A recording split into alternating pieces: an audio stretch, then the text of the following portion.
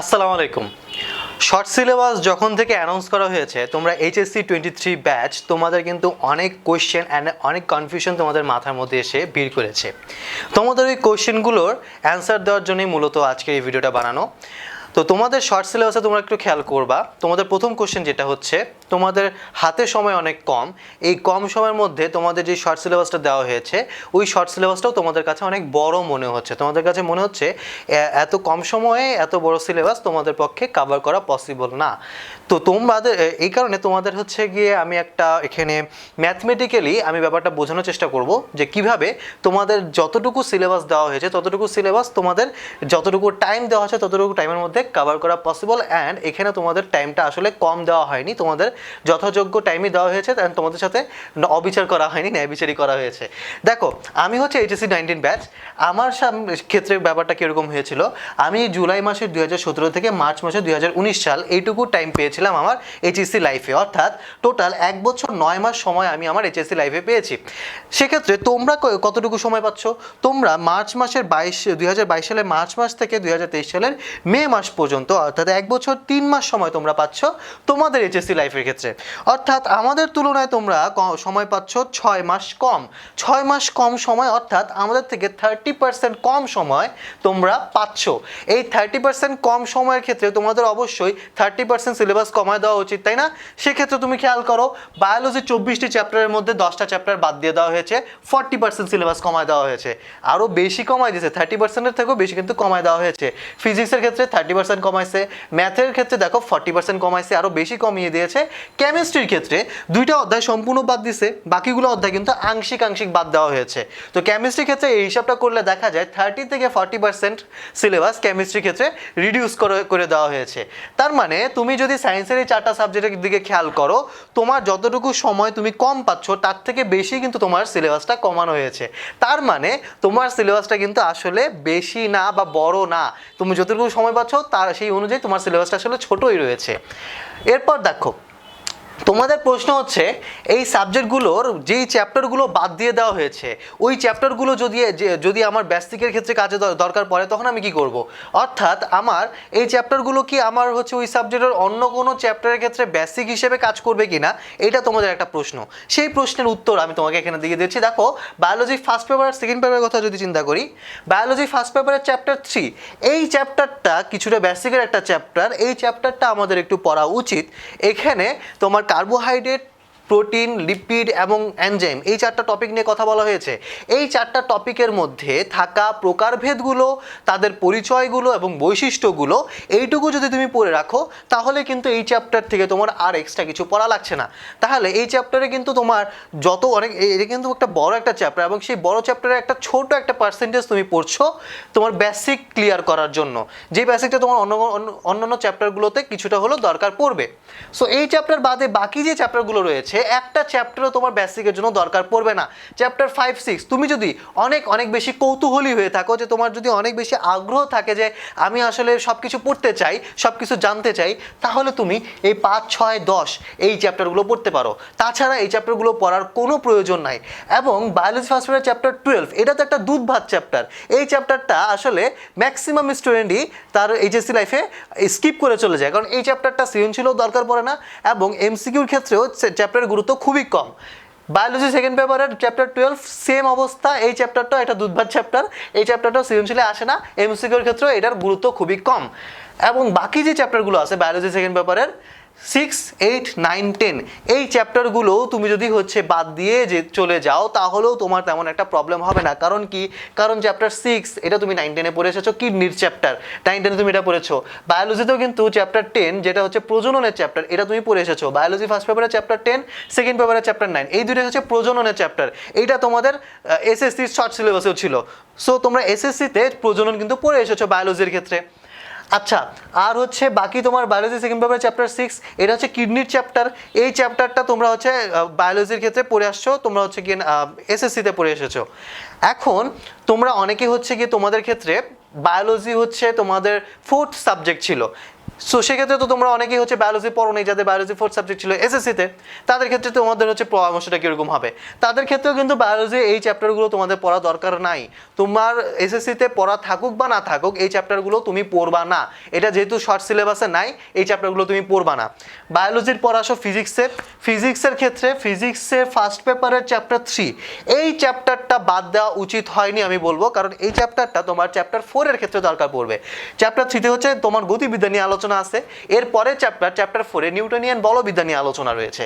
Newtonian বলবিদ্যার basic chapter হিসেবে কাজ করে চ্যাপ্টার 3, কিন্তু চ্যাপ্টার 3 এই চ্যাপ্টারটা যে তোমার খুব বেশি বিস্তারিত ডিপলি জানতে হবে ব্যাপারটা কিন্তু এরকম না।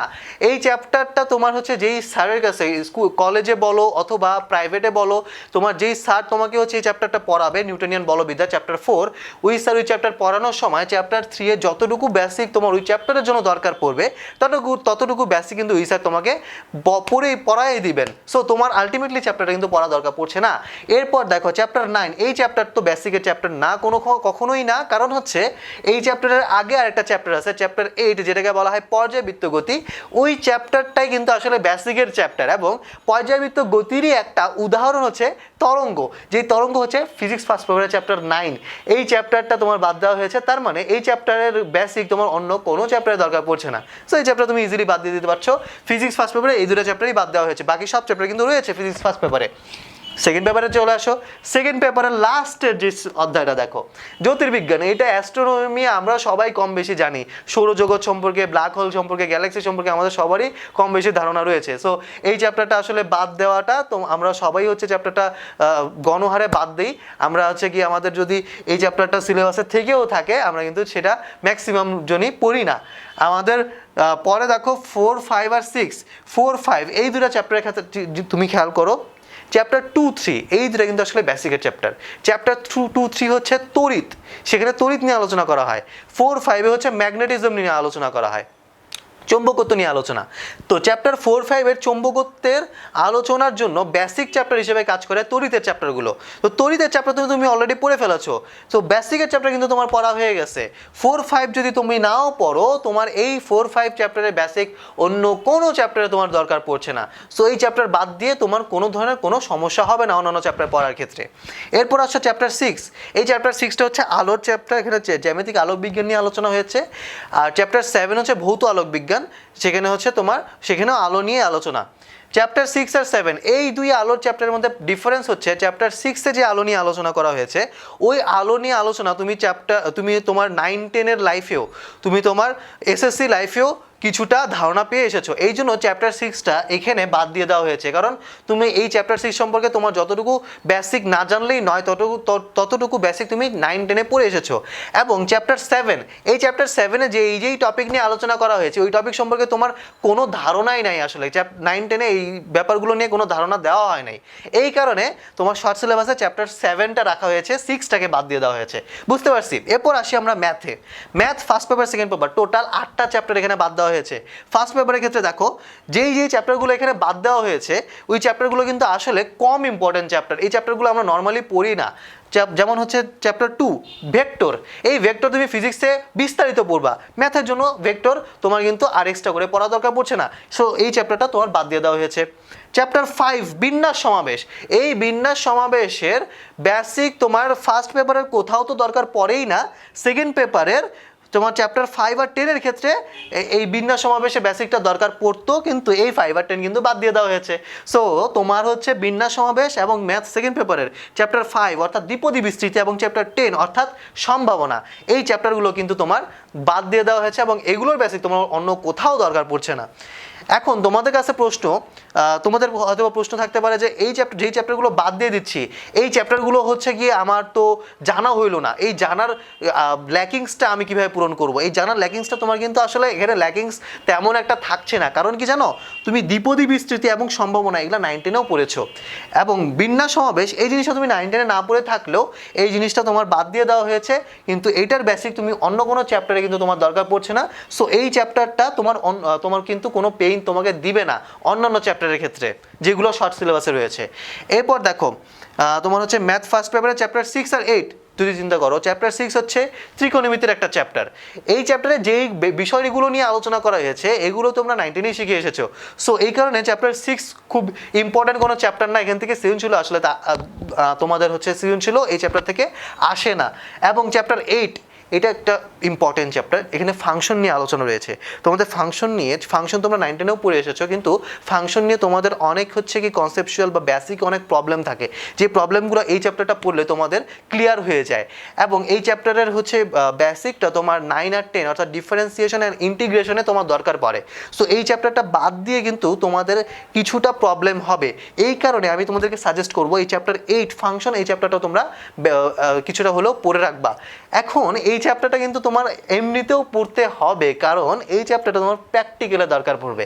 প্র্যাকটিক্যাল ক্ষেত্রে এই চ্যাপ্টারটা কিন্তু বাদ দিয়ে দেওয়া হয় নাই, তোমার প্র্যাকটিক্যাল জানার জন্য, প্র্যাকটিক্যাল লেখার জন্য কিন্তু এই চ্যাপ্টারের নলেজ তোমার দরকার পড়বে। এখন ম্যাথ সেকেন্ড পেপারে আসো, চ্যাপ্টার 5 আর 10 নিয়ে তো কথা বলেছি, 1 আর 2 এ আসো। চ্যাপ্টার 1 হচ্ছে বাস্তব সংখ্যা, চ্যাপ্টার 2 হচ্ছে যোগাশ্রয়ী প্রোগ্রাম। যোগাশ্রয়ী প্রোগ্রাম তো খুবই হচ্ছে গিয়ে তোমার তেমন একটা গুরুত্বপূর্ণ কোনো চ্যাপ্টারই না, এই চ্যাপ্টার থেকে সৃজনশীল খুবই কম আসে। এবং চ্যাপ্টার 1 বাস্তব সংখ্যা, এই চ্যাপ্টারের বেসিক তোমরা 19-এও পড়ে এসেছো। সো এই চ্যাপ্টারটা তোমার হচ্ছে বাদ দিয়ে তোমার হচ্ছে তেমন কোনো ক্ষতি কিন্তু তোমার হবে না, এবং এই চ্যাপ্টারের বেসিক তোমার অন্য কোনো চ্যাপ্টারের দরকার পড়বে না। অর্থাৎ ম্যাথ ফার্স্ট পেপার সেকেন্ড পেপারের ক্ষেত্রে তোমার এই ফার্স্ট পেপারের চ্যাপ্টার 8 অর্থাৎ ফাংশন বাদে বাকি যে 7টা চ্যাপ্টার আছে একটাও তোমার পড়তে হবে না, শুধু ফাংশনটা তুমি পড়ে রাখবা। এটা তোমার ক্ষেত্রে তোমার জন্য আমার সাজেশন, এই ফাংশনটা তোমরা পড়ে রাখবা, কারণ এই জিনিসটা তোমার ডিফারেন্সিয়েশন ইন্টিগ্রেশনে দরকার পড়তে পারে। আর এরপর যদি আসি আমরা কেমিস্ট্রিতে দেখো 2টা চ্যাপ্টার পুরোপুরি বাদ দেওয়া হয়েছে। ফার্স্ট পেপারের চ্যাপ্টার 1 যেটা কেউ পড়ায় না, সেকেন্ড পেপারের চ্যাপ্টার 5 এটাও কেউ পড়ায় না। কলেজে কোচিংয়ে কোনো জায়গাতেই টিচাররা এই চ্যাপ্টারগুলো গুরুত্ব সহকারে আলোচনা করেন না, কারণ এই চ্যাপ্টারগুলো তোমরা নিজে নিজে পড়লেই পারবা, এই চ্যাপ্টার থেকে সৃজনশীলও খুব কম আসে। সো এই চ্যাপ্টারগুলো বাদ দিয়ে দেওয়া হয়েছে। বাকি চ্যাপ্টারগুলোর ক্ষেত্রে কিন্তু আংশিক বাদ দিয়েছে, পুরোপুরি বাদ দেয় নাই। আংশিক বাদ দেওয়ার বলতে কি বোঝা জানো, ওই একটা চ্যাপ্টার কেমিস্ট্রি একটা চ্যাপ্টার তো অনেক বড় বড় হয়ে থাকে, বড় ওই চ্যাপ্টারের মধ্যে কিছু অপ্রয়োজনীয় বা কম প্রয়োজনীয় জিনিসগুলো কাটছাট করে বাদ দিয়ে দেওয়া হয়েছে। তো যেই কম প্রয়োজনীয় জিনিসগুলো বাদ দিয়ে দেওয়া হয়েছে ওই জিনিসগুলো কিন্তু তোমার বেসিক ক্লিয়ারেন্সের ক্ষেত্রে তোমার কোনো ধরনের প্রবলেম ক্রিয়েট করবে না। সো তোমার বেসিক নিয়ে তুমি কোনো ধরনের কোনো টেনশন করো না, কারণ তোমার শর্ট সিলেবাস যেভাবে সাজানো হয়েছে এই সাজানো অধ্যায়গুলো তুমি যদি পড়ো তোমার বেসিক নিয়ে তোমার কোনো টেনশন থাকবে না, বেসিকের কোনো প্রবলেম তোমার ফেস করতে হবে না।